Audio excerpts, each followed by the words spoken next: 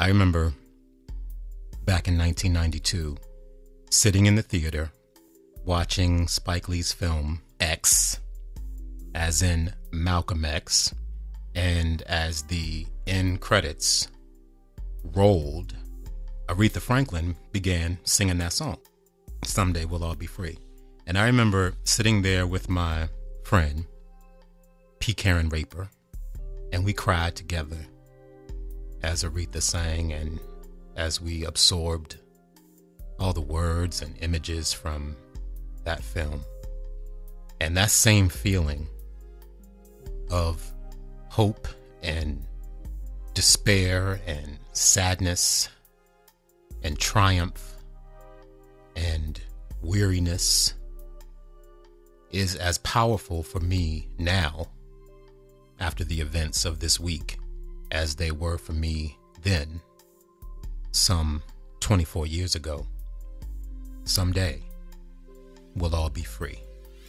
Happy Saturday and welcome. Happy autumn to you. I'm glad you're here with us today. There is a lot going on in the hearts and minds of many Americans this week, particularly in the souls of Black folks this week, as we all bear witness to the brothers and sisters and woke white people, and really people of every walk and hue of life, taken to the streets in protest and in demonstration and in righteous indignation in Charlotte, North Carolina, and the Midnight in America march held in Atlanta last night.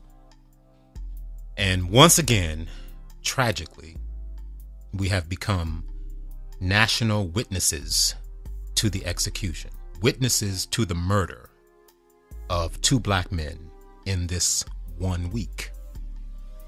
Both deaths at the hands and by the guns of police officers. Brother Terrence Crutcher in Tulsa, Oklahoma, and Brother Keith Lamont Scott in Charlotte, North Carolina.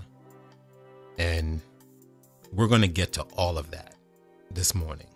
Lots to talk about and contemplate and reflect upon there.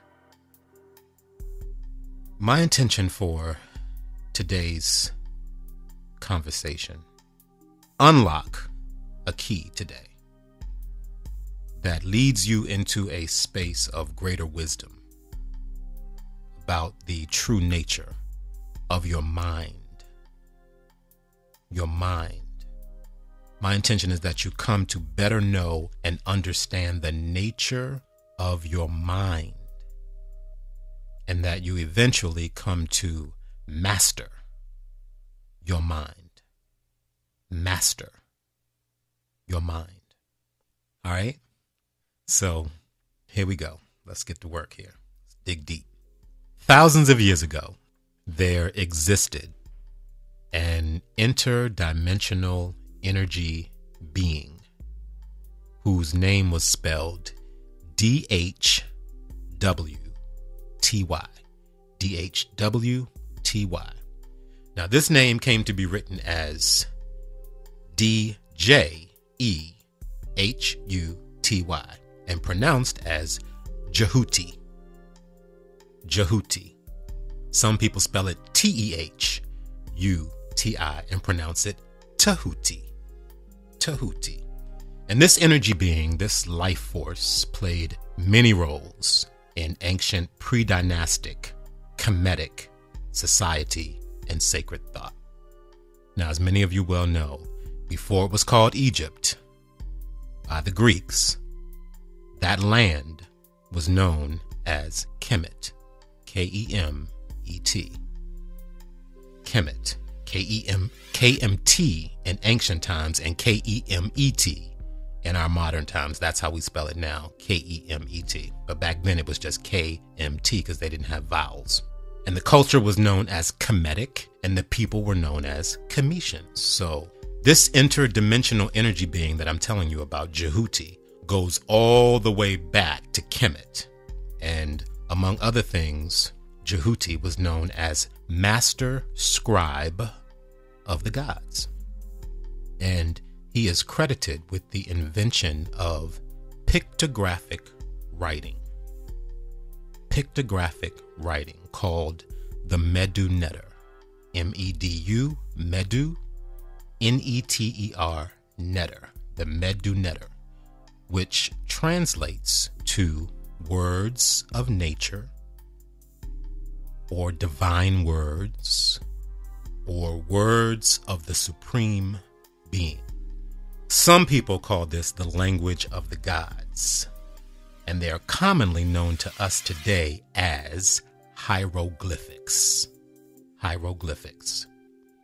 All of that imagery and symbology that you see carved into the walls of all those temples throughout what is now called Egypt, that sacred language we call hieroglyphics was known in the language of the people that wrote them as the Medu Neter.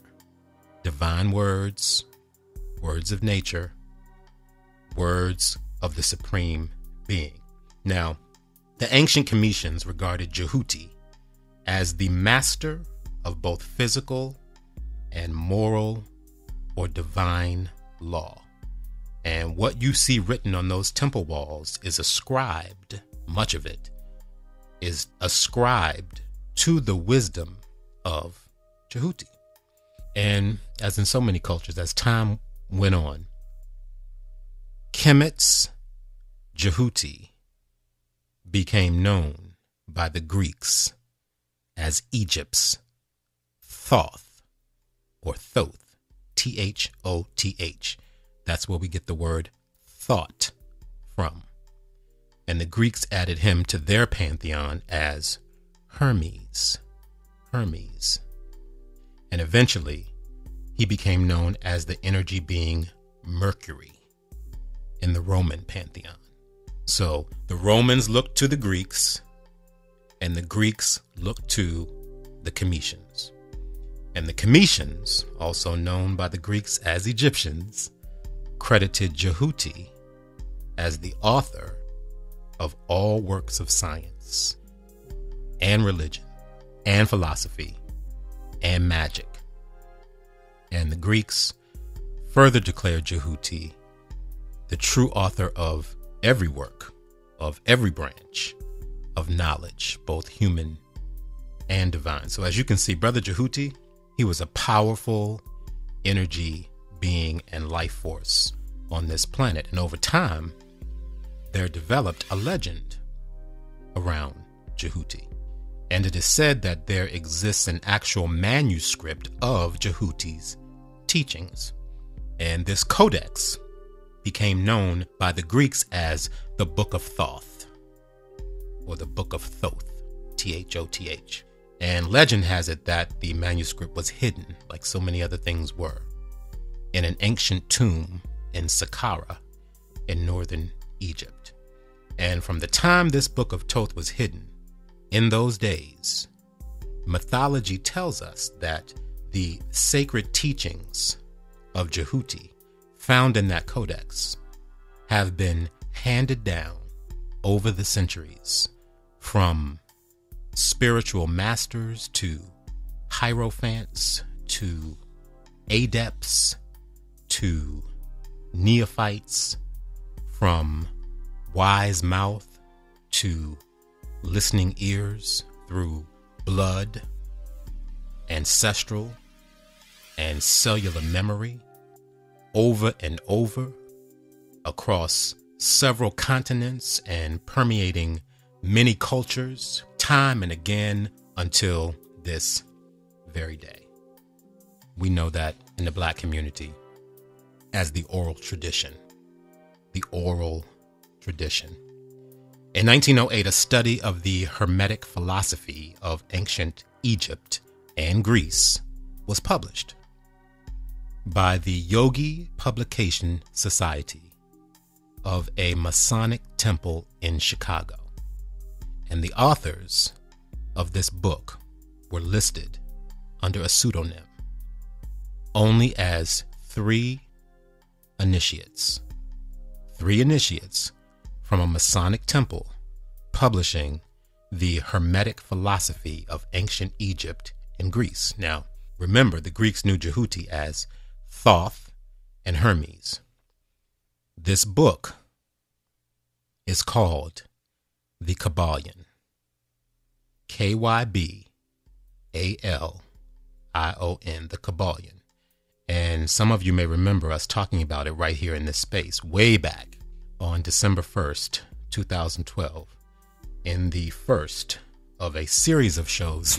I remember these shows that we did. These were the first shows we did after I sort of awakened spiritually.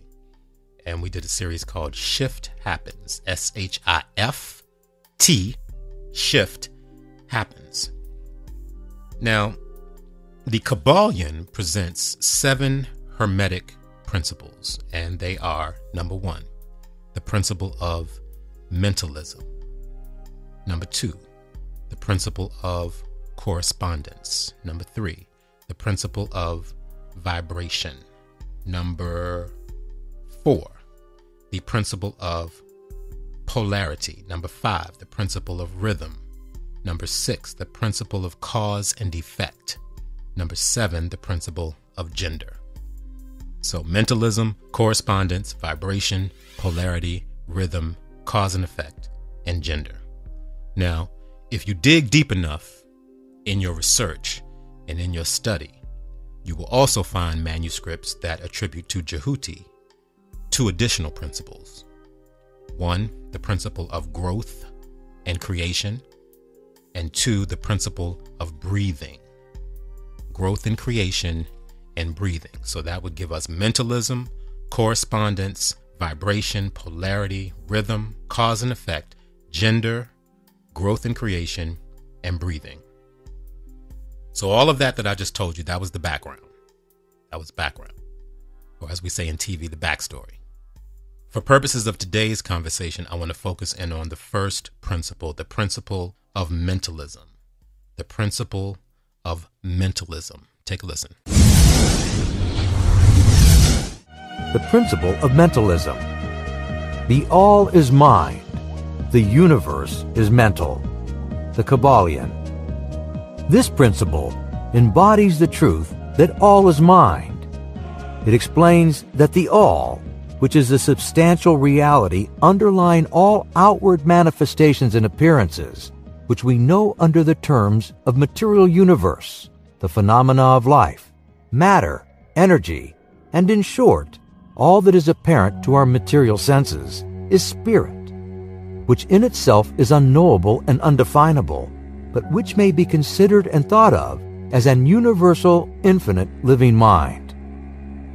It also explains that all the phenomenal world or universe is simply a mental creation of the all, subject to the laws of created things, and that the universe as a whole, and in its parts or units, has its existence in the mind of the all, in which mind we live and move and have our being.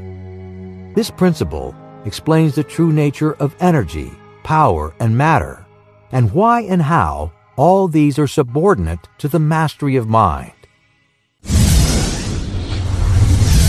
So this teaching says to us that all is mind, M-I-N-D, that the universe is mental, that we move, exist, have our very being, and live our entire life, our entire finite life, within the infinite mind of the all. So let's connect the dot. For those of you who were here last week, we talked about the prophet Jeremiah and how the Bible tells us in Jeremiah 1:5 that the word of the Lord came to Jeremiah, saying, "Before I formed you in the womb, I knew you. Before you were born, I set you apart. I appointed you as a prophet to the nations." And last week we asked the question, well, where were you? And in this case, where was Jeremiah before his father's sperm fertilized his mother's egg? Where was he? Where were you before your father's sperm fertilized your mother's egg? And this week we are drilling down on one answer to that question. Last week we said man is a light-born spirit. And this week we will add to that sentence that existed in the infinite mind of the all. Man is a light-born spirit that exists in the infinite mind of the all. You have always existed there, and you will always exist there. Your spirit is eternal and immortal. And your eternal and immortal spirit, through the process of involution that we talked about last week, your spirit descends to this earth and takes on a mortal existence for a finite period. And then the process reverses itself and you ascend back into the infinite mind of the all, where you continue to exist as a light-born spirit. Well, what is the all? Here's the short version. The all is your human conception of God. However big and wide or however narrow and small that is for you, that is what this teaching is talking about when it says the all. It is the transcendental reality behind every seen, known, and created thing. Behind all of that is the all, also known as the God of your understanding. I think the easiest way to understand and to break down the principle of mentalism is to ask this question. What is the number one way that human beings create? What is the number one way that human beings create? The number one way that human beings create is mentally, through our thoughts, through our imagination. We think things into being. And we have whole worlds. Y'all know what I'm talking about. We have whole worlds of thoughts and feelings and emotions, experiences existing in our minds. And some of all that actually does exist out here in the real world as experience. And a whole lot of it doesn't. And the reality is that every thought you think is real to you and is real for you. We create with our minds. And because we create with our minds, we are able to recreate with our minds. We create our experience with our mind. And we are able to recreate our experience with our mind. Think about it this way. Using another one of the principles, the principle of correspondence, we know that one plane of existence corresponds to another plane of existence. So as above, so below. Now, down here below, many of us plan our families. We sit down with our spouse or partner and say, let's have a baby.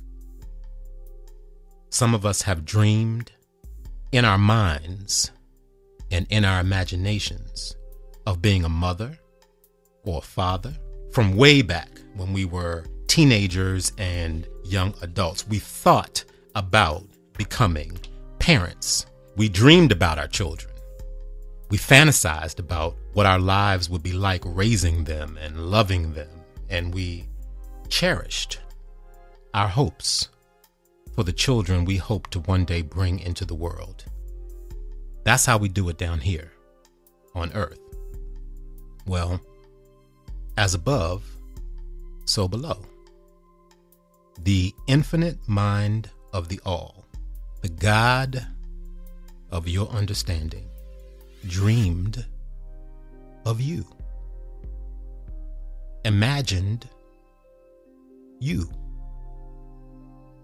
thought long and hard about you, fantasized about you and fashioned you into existence on purpose. But before we got here, we lived in the infinite mind of the all. And when we leave, we will continue to exist in the infinite mind of the all, just as your dearly departed loved ones still exist and have their being in your mind and in your heart space and in your memories. As above, so below. Now here's one last thing. On September 28th of this year, in just 4 days or so, I will be 6 years clean and sober. And about 6 or so weeks later, in November, I will be 6 years sexually abstinent. And part of how I got from there to here is by first imagining a life beyond alcohol and drugs and sexual promiscuity. I imagined it first. And then I formed in my mind a vision of what that life could look like for me. And then I fantasized actually about that vision coming true for me. And I meditated on that vision. And over time, I have manifested that vision. What was once an imagination is now a reality. But it all started with a thought in my mind. The universe is mental, and it responds to my mentality. So, one breath at a time, one moment at a time, 1 hour at a time, 1 day at a time, 1 week at a time, 1 month at a time, 1 season at a time, 1 year at a time, and over time, I have worked to uplevel my mind. I have worked to upgrade the quality of my thinking. I have worked to reprogram my thoughts, and my behavior shifted, and my life changed. And I became transformed by the renewing of my mind. The universe is mental, and it responds to my mentality.